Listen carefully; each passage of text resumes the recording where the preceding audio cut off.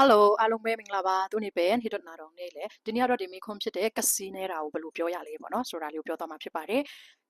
Jill Jill 即将 stingy stingy နဲ့တော့ကြံthấy na stingy again တနာ again นี่จะเลยหางhe is stingy he is stingy he ป่าเป็นJill ว่ะจินำนาว่า Jill Jill เซราโอJill เซราโอว่าจินว่ามีอะไร Don't be stingy. Don't be stingy. 只要寫啦，我知啦嘛。咪招奴，咪招把加上我咪呀，你不 miser miser 都叫上睇she is a miser。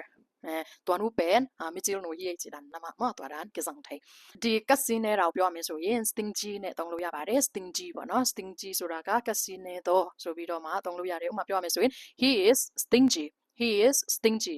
သူကกัสซินနဲ့ကစီမနေစမနဲ့လို့ကိုတငယ်ချင်းရင်းရင်းနဲ့ပြောချင်တာမျိုးဆိုရင် don't be stingy don't be stingy ကစီမနေစမနဲ့ပေါ့နော်ပြီးရင်ကစီနေတဲ့လူပေါ့နော်ကစီကုတ်တဲ့လူကိုလူအနေနဲ့ပြောချင်တာမျိုးဆိုရင် miser miser လို့သုံးလို့ရပါတယ် she is a miser သူမကစီရန်နေတဲ့ပုဂ္ဂိုလ်ပဲဆိုတဲ့ဟာမျိုးပေါ့နော် okay ကျေးဇူးတင်ပါတယ်လုံတမမိုက်လည်း